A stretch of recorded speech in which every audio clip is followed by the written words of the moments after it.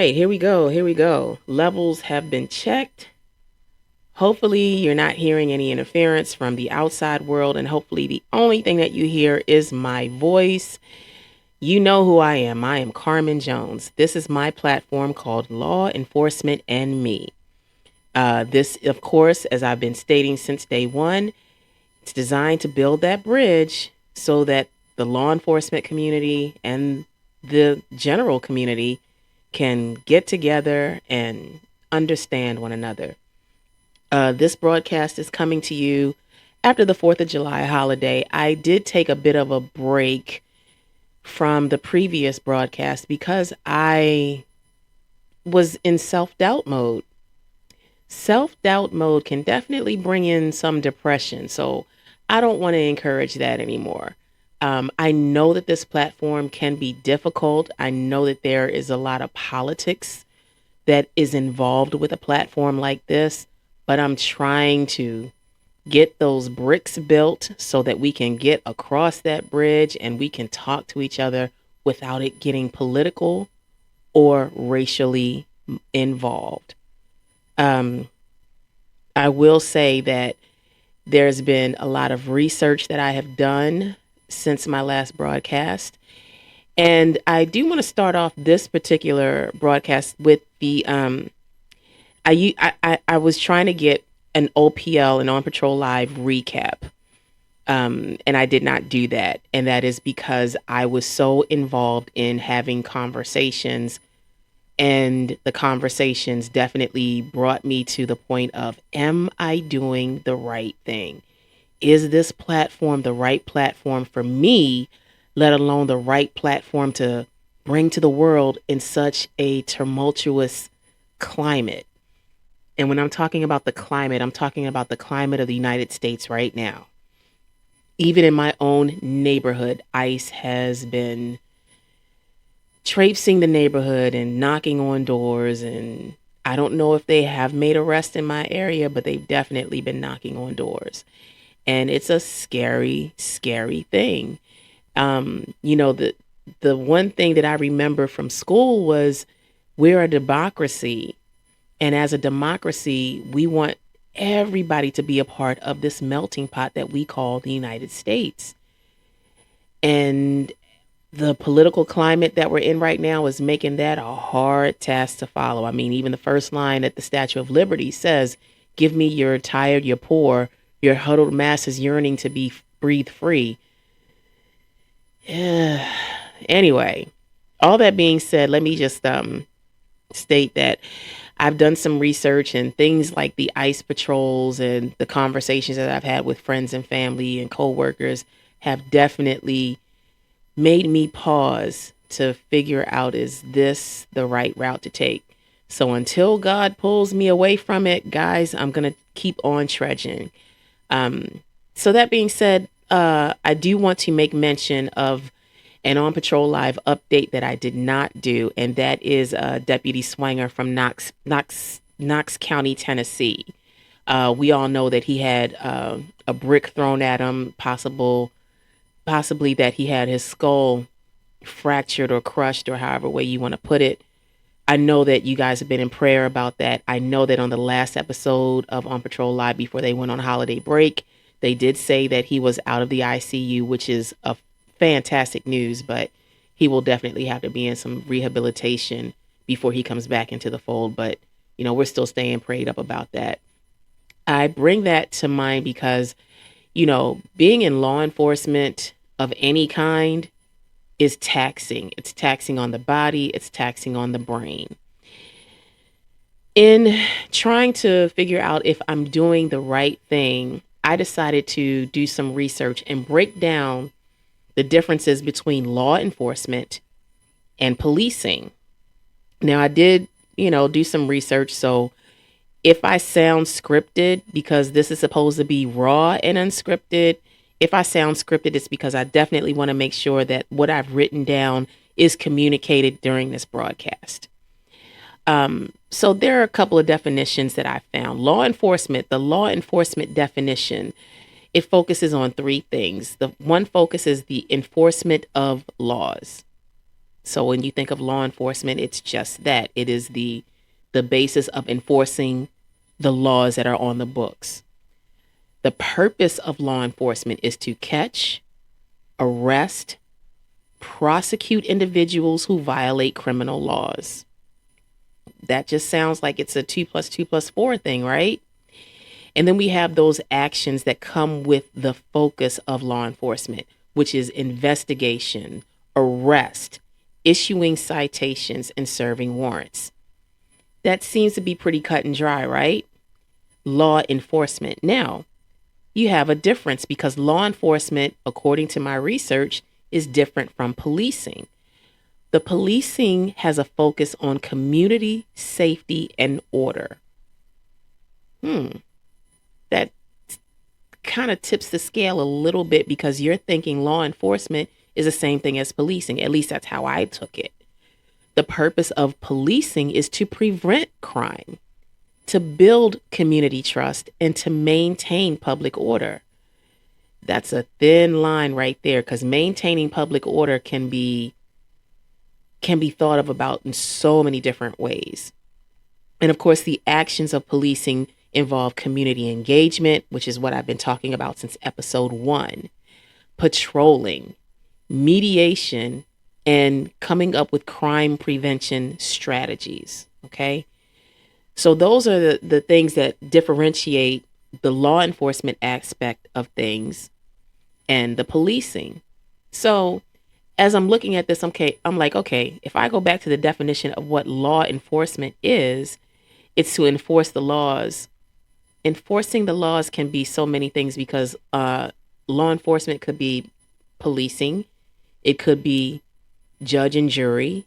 It could be legal aid, lawyers and such. So when I'm thinking about when I created this show, Law Enforcement and Me, and when Tim and I talked about what the premise of this show is, law enforcement and me, policing and law enforcement can become twofold, but they have to work together. And it seems like there's that disconnect that we're all not working together. So that is one of the reasons why I started this research. And then there are some philosophies that I came across too. So let's talk about law enforcement's reactive punishment focus. That's how law enforcement approaches things. Okay, so let's say John Doe robbed a 7-Eleven down the street. He's on video robbing that 7-Eleven down the street. So as a law enforcement representative, I have to react to what he's done and punish him based on what I saw and how that is focused within law enforcement. Whereas policing is going to be so proactive that they're supposed to problem solve that situation and prevent John Doe from robbing that 7-Eleven. What did I just say? Did I make sense with that? Because I'm thinking about this and I'm like, okay, law enforcement, John Doe robbed the store, but policing had the police walk that beat and they knew that John Doe was kind of desperate. Do you think that the police, with their proactive approach, would say, hey, John, I know you're going through some stuff. Why don't we take a walk and see what's going on? Is that what that definition is of the law enforcement versus the patrolling, which is what I was talking about in episode 1 of my podcast? It's kind of different. So, of course, we go back into the other philosophy of upholding and applying the law. Okay, John Doe, he robbed the 7-Eleven, but what can we do to uphold and apply the law so that he doesn't do this again? But with the policing part of that same purpose, John Doe, we don't want him to do this again. So let's serve and protect him and the community. How does policing do that? How do we get across to John Doe that this is not the route to take? So serve and protect not only the people in the community, but also John Doe. Serve and protect. This is really deep. So as I was going through this, it's so crazy. Okay, now, examples in practice, law enforcement in action.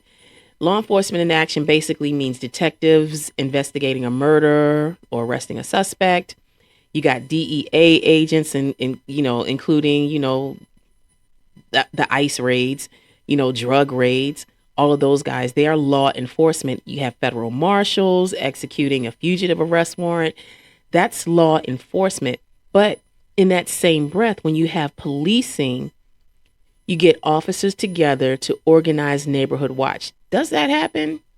Only in a perfect world. I've lived in several different communities. I've seen how things are. And of course, being a fan and watching On Patrol Live and trying to understand how these different jurisdictions handle things, I don't really know if organizing neighborhood watches are always a thing. People can watch. There was an episode of Roseanne a long time ago.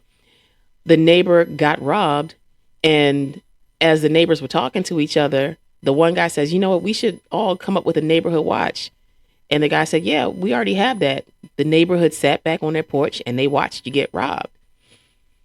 But do those same neighbors come forth when the effort needs to be made to conduct the investigation?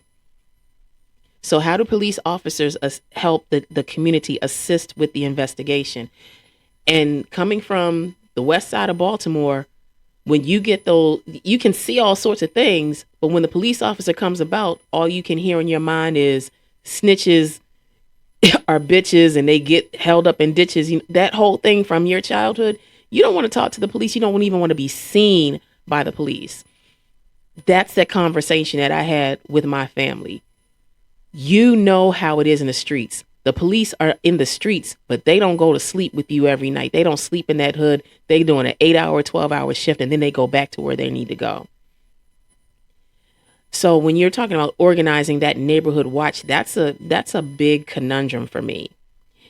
Also, policing in action, when you have a police chief working with schools to prevent youth violence. Now, I keep wanting to invite former Commissioner of Baltimore, Leonard Ham, and I also want to invite his son onto this podcast, Akil Ham. Now, I want to invite Akil on this show because he was the head of the school police for the Baltimore City public school system. I don't know if he still is, but when I was in school 100 years ago, when I was in school, the 5th and 6th grade classes, we had what was called a safety program. And if you were a safety, you were a big deal.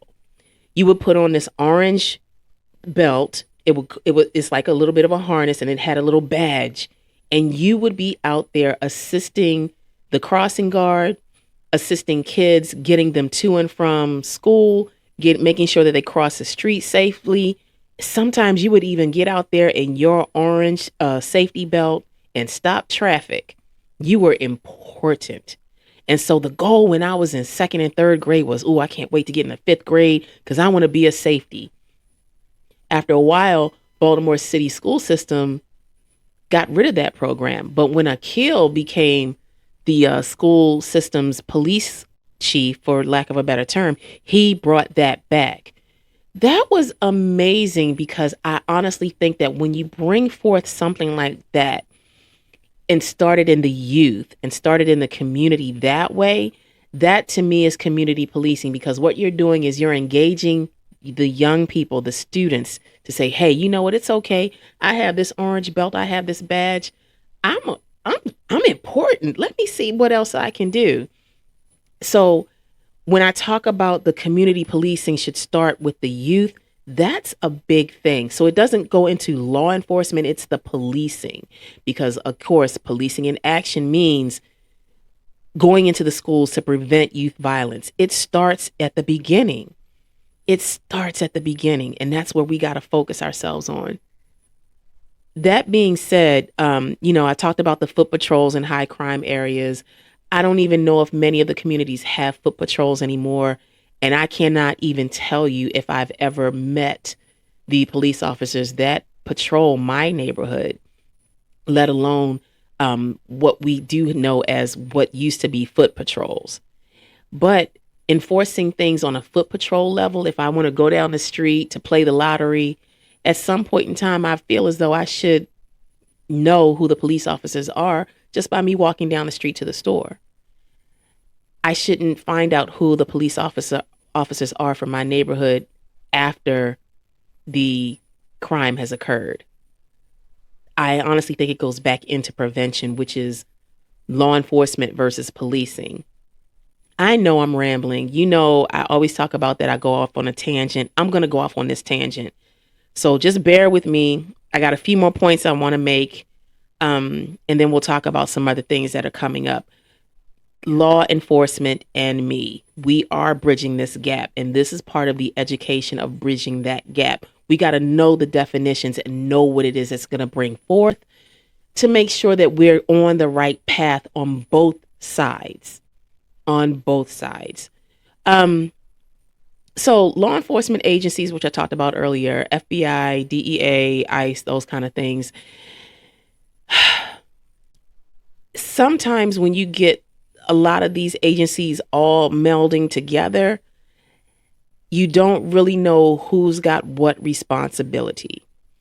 I know that there are some jurisdictions that the police departments often blend both roles, all of the roles, and they try to emphasize based on the philosophies and the leadership and a lot of the community philosophies. So where's the line? Where is the line? I need somebody to comment on this podcast to tell me, where is that line? Where's the line from FBI to policing on the streets? Where's the line from state trooper to the municipal police? Where's the line from the state officer versus the sheriff of this county? It all becomes so clouded. I don't really know if there's actually a definitive way to differentiate any of those things other than the jacket that they wear. Now, what it may become something that's administrative, something where you have to work in the office to understand how things are going. Okay, let's get into the office and let's break all of this down. There has to be that responsibility. The first person online is always going to be the one that is the community, which is the police officer. So who comes after the police officer? Who's above that goes into the next step? I'm going to bring this into a roundabout way because one of the things that Tim talked about, and I've talked to some friends about over the past weekend, is you have to be able to to get the dirt off you, for lack of a better term. Okay, so I'm going to use myself as an example. I of course work in healthcare. I am in the role of talking to patients day by day by day by day by day all day, and of course police officers are on call all day long, all day long, all day long. In my role, there are going to be times when me, in terms of patient care, I'll have a patient and I know that patient is probably going to die. There's nothing more that I can do. And I get emotional about that. And it's 8 o'clock in the morning. My shift has just started. How do I go from that patient that I know is going to die and with that stain on me, move over to the next patient to do what I have to do to make sure that that patient's care goes the way that it goes? Same thing with policing, but in a whole different aspect. I say that to say that you have a police officer that he's first on his shift. It's 10 o'clock at night and he gets a call. There's a quadruple murder. Oh my goodness. That's incredible. He's on the scene. He's doing what he has to do to rope off the area for the investigators. He's doing what he has to do because he's first on the scene. He has to give the investigators that are actually investigating this crime every detail that he possibly can. But once that's done, guess what he has to do? He has to wear that scenario that he just left, that quadruple murder, because guess what? He's finished with that call. And now he has to go on to the call where John Doe just went to a 7-Eleven and robbed the 7-Eleven. He has to go to the next call where he has to pull over someone on a traffic stop because their tail light was out. How do you come down from that? That's something that I have to give all accolades to. Even in patient care, which is what I do, I cannot fathom having to turn your whole personality around to make sure that the next person that you deal with doesn't read that you just left that quadruple murder. That's just insanity to me. Um, kind of lost my train of thought because, as I say, I go on a tangent, but that's okay. So let's talk about building trust. Building trust is kind of deep. Back in 2020, there was conversation about defunding the police. Ooh, all right, Tim, where are you when I need you? I know that there can never ever be any such thing as defunding the police. Now, from what I've read in my research, I know that defunding the police does not necessarily mean eliminating the police, but it does call for a changing of responsibilities.